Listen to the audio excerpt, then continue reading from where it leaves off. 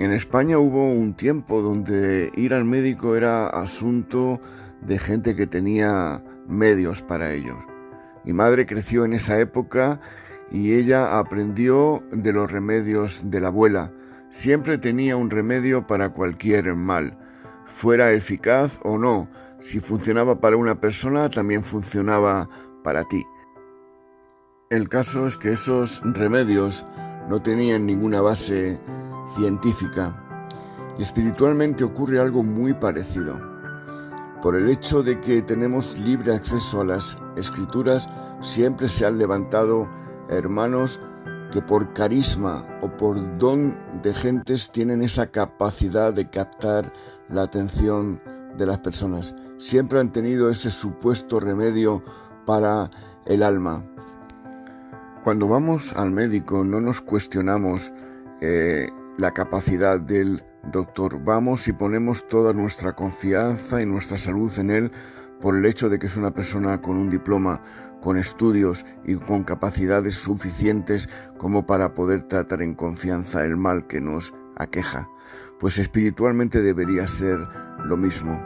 Cuando hay personas capacitadas, con diplomas, con estudios, no confiamos en ellos porque nosotros también sabemos qué remedio viene bien para el mal que nos aqueja. Y no nos damos cuenta de que estamos a veces poniendo nuestra confianza en personas que simplemente tienen carisma y que llevan a la gente de un lado a otro y desgraciadamente muchas veces los engañan. Y hay enfermedades del cuerpo, enfermedades de la mente y también del alma. El Señor sanó a personas con todo ese tipo de enfermedades, pero sobre las enfermedades del alma que poco se habla. Y me gustaría hablarte de cómo podíamos definir a una persona con doble ánimo. Pues unas veces cree y otras veces duda, conoce la palabra pero teme ponerla en práctica. Está como en una cárcel, lleno de tristeza, con pocas ganas, y son personas que realmente están enfermas y necesitan ayuda. Santiago 1:8 nos dice que la persona de doble ánimo es inconstante en todos sus caminos. Pasan de la alegría desbordante a la tristeza más profunda en poco tiempo. Hoy deciden algo y mañana cambian su decisión, sin acordarse lo que habían dicho el día anterior. Y ellos siguen sufriendo este estado de ánimo, pensando que quizás es algo pasajero, cuando realmente es algo totalmente profundo y espiritual. De la misma forma que un borracho no puede caminar en línea recta, aquellas personas dominadas por su alma tampoco deben llevar una vida, o mejor dicho, pueden llevar una vida recta, templada y firme. Pablo se dio cuenta que muchos de los problemas que tenía al pastorear a las personas era su mente rebelde e insumisa, que impedía que el Espíritu Santo pudiera transformar el carácter y sobre todo la mente, donde residen los sentimientos, las pasiones y las decisiones, fuera sometida a la presencia del Señor. Una persona de doble ánimo tiene el alma enferma, como si dos personas habitaran en una sola. A veces se dejan guiar y están en paz, y otras son capaces de arranques de ira o están en completo desánimo. Para entender la lucha entre el alma y el espíritu, nos viene muy bien la historia de Rebeca, la madre de Jacob y Esaú. Cuando ella estaba embarazada tenía una lucha en su seno y fue a consultar al Señor. Dos personas luchaban por salir a la vida y el Señor le revela qué es lo que iba a pasar con esos dos niños, que el mayor acabaría sirviendo al menor. Jacob era completamente diferente a Esaú. Jacob era una persona sumisa, obediente en principio, pero era un manipulador, y Esaú era una persona sincera, abierta, pero era una persona ruda y que tenía poco interés en las cosas que no fueran de su propia gestión o de su propio carácter o de su propio carisma. Pues así es la lucha de las personas de doble ánimo en su interior. En el caso de los hijos de Rebeca, uno buscaba más de Dios y el otro era más materialista. Antes de conocer al Señor ocurre que tu espíritu está muerto. Ustedes estaban muertos en sus delitos y en sus pecados, nos dice la Escritura. Aunque coma, aunque trabaje y aunque respire, estaba muerto y desconectado de su Creador. Y al aceptar a Cristo, volvemos a la vida. Hoy esas personas de doble ánimo quieren evangelizar el mundo y mañana el mundo se los come. Personas fluctuantes, no saben si están bien o si están mal. Es como una guerra interior tremenda porque tienen el corazón dividido de donde emana la vida. Queridos hermanos, hay iglesias dominadas por las emociones, potenciando el sensacionalismo y confundiéndolo todo con una aparente espiritualidad. Por el hecho de que los sentimientos afloren sobre la piel, empiezan a correr dentro de la iglesia de un lado a otro, a revolcarse por el suelo pensando que el Señor los tomó, confundiendo el estado de ánimo con el control del Espíritu Santo. Pero queridos, cuando el Espíritu Santo toma control de una vida, lo que uno hace es no moverse. Hay tal convicción de pecado, nos vemos tan sucios que solo nos queda el movernos hacia el suelo, arrodillándonos. Esas personas hoy te dicen sí, cuenta conmigo, y a la semana que viene ni vienen a la iglesia por 1 o 2 semanas. Son inconstantes en todos sus caminos. Por tanto, les cuesta mantener sus decisiones, les cuesta mantener sus victorias, les cuesta mantener su equilibrio, les cuesta mantener el humor, les cuesta mantener su espiritualidad, porque es inconstante en todo, en el trabajo, en la iglesia, en el noviazgo, en sus relaciones, en la familia, se les va todo de las manos. Por eso son inconstantes, por eso unos días ven a Dios con toda claridad y entienden sus escrituras y al día siguiente no entienden nada. No pueden mantener su relación con el Señor. Ahora sí, ahora no. Hoy piensan una cosa y mañana piensan en otra. Hay un texto en el segundo libro de Reyes, capítulo 13, del verso 14 en adelante, que nos muestra muy bien este tipo de personas. Y dice así la Escritura: Eliseo se enfermó de la enfermedad de la que moriría. Entonces Joás, rey de Israel, descendió a él y llorando en su presencia dijo: Padre mío, carro de Israel y sus jinetes. Eliseo le dijo: Toma un arco y flechas. Él tomó un arco y flechas, y Eliseo dijo al rey de Israel: Pon tu mano sobre el arco. Cuando puso su mano, Eliseo puso sus manos sobre las manos del rey. Luego dijo: Abre la ventana que da al oriente. Él la abrió y Eliseo dijo: Tira.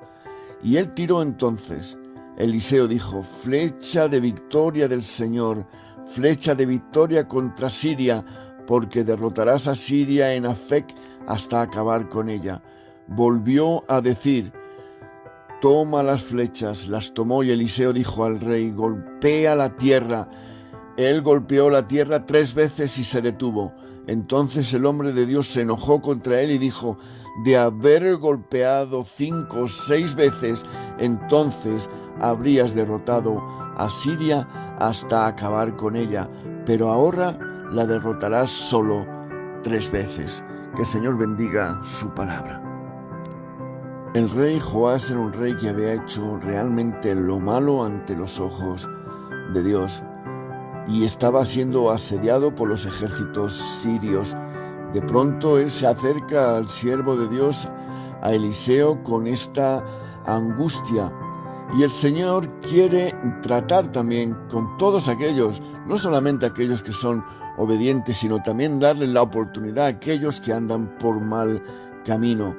Y Eliseo le dice que los sirios caerían bajo su mano. y les da una serie de instrucciones.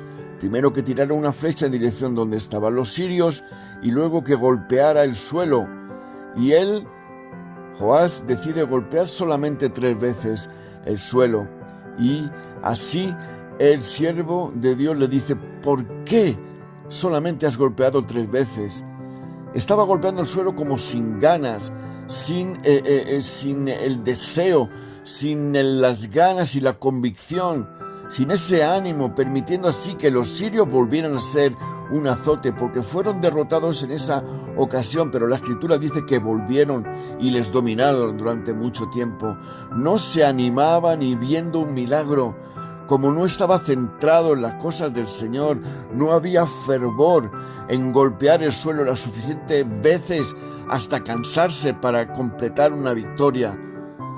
Así no tuvo una victoria contundente, sino algo momentáneo. Y eso ocurre con las personas de doble ánimo. Le falta ese carisma, esa fuerza, ese empuje para las cosas de Dios. Vienen cuando toca, no vienen cuando no les apetece. Con el joven rico ocurre lo mismo. Y él dice: ¿qué debo hacer para alcanzar la vida eterna? Y el Señor Jesús le dice: bien, cumple todo lo que las Escrituras dicen. Y él dice: bueno, lo hago. Voy a misa o voy a la iglesia cuando debo de ir. Hago esto cuando me lo piden. Hago lo otro cuando me lo piden.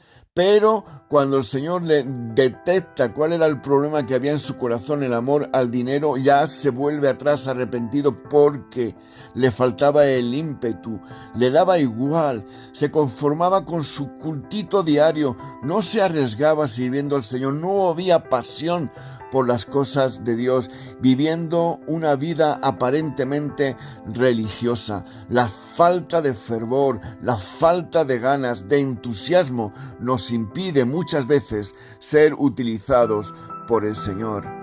A los carnales nunca les van a llamar locos ni apasionados por el Evangelio, porque se conforman con poco. Les cuesta mantener todo y la respuesta es que no terminan de salir del mundo matando la fe que les ha llevado al Evangelio. Hay momentos que cree y hay momentos que duda. No hay transformación, no hay crecimiento, no hay desarrollo, no hay estabilidad. Si no les llaman, se ofenden. Si no cuentan con ellos, se ofenden. Si no les saludas, se ofenden.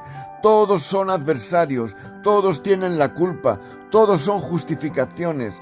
No me gustaría que esta enfermedad del alma te atrapara y estancara tu crecimiento en las cosas de Dios y dejaras de poner la mirada en las cosas de arriba con pasión y determinación. Recuerda todas esas promesas que le hiciste al Señor al decirle que te ibas a esforzar más. Porque el Señor no quiere que le prometas nada, Él quiere que le hagas, no sea que vayas a prometer y no cumplas. El capítulo 4 de Santiago nos da la solución, porque nos dice: vosotros, los de doble ánimo, purificad los corazones. Él tiene en mente a aquellos que son inconstantes, que aman al Señor, que quieren servirle, que están convencidos del mensaje, pero dudan, aman la cruz y la abrazan, pero les traiciona el ánimo, sus sentimientos. Son cristianos emocionales, van donde hay fiesta y jolgorio, donde su corazón no les confronta. Este texto me ayuda a ver cómo está mi vida, si está basada en Dios y en obediencia a su palabra, independientemente de cómo yo me sienta. Si me dejo guiar por las emociones tendré un problema, porque las emociones fluctúan y mi vida espiritual debe ser estable. Si mi cristianismo está basado en cómo yo me siento, cuando las situaciones sean desfavorables dejaré de testificar y de alabar al Señor, y mi vida cristiana será un infierno. Porque el problema está en el corazón, donde nacen las pasiones y las intenciones. El corazón que no está trabajado por el Espíritu Santo, que no está sometido, que no está entregado, no se da cuenta de dónde viene esa necesidad de mal y el problema está en su corazón humano, y solo en la luz de Jesús podemos descubrir que el problema no viene de fuera, sino de dentro. Por eso tenemos ese hambre y necesidad del mal y de justificarnos constantemente. Muchas veces cuando una persona es cortante o agresiva, lo que está clamando es por amor. Cuando es muy desconfiada, está diciendo que está tan herida que ya no se fía de nadie. Tal vez en tu familia no te trataron como debían, o en tu trabajo no te respetaron, permitiendo que se vaya formando esa costra, esa coraza donde todos nos ocultamos. Para romper esa coraza debes empaparte de la palabra de Dios. Eso va a fortalecer tu espíritu.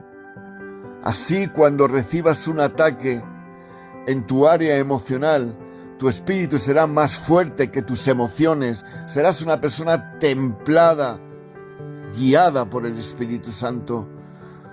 Por tanto, ora más al Señor.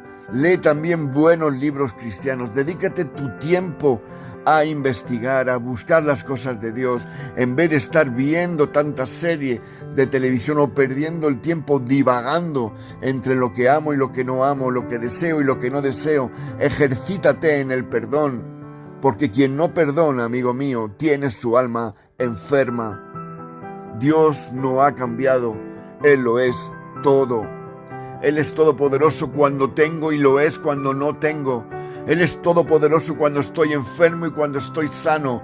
Él es todopoderoso cuando las cosas van bien y cuando las cosas van mal.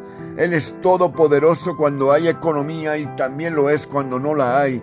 Por tanto, confía en el Señor porque Él es el valedor de nuestra alma y de nuestra vida. Y solo en Él tenemos refugio y confianza constante, porque Él ha prometido que jamás nos dejará solos. Que el Señor te guarde y te bendiga, que Él guíe tus caminos, que Él te haga examinar tu corazón para que no fluctúe, para que todo vaya conforme a su voluntad y a lo que Él pretende, porque Él ha dicho que jamás nos dejará solos. Ánimo y sigue adelante confiando, porque Dios tiene la solución para las enfermedades del alma.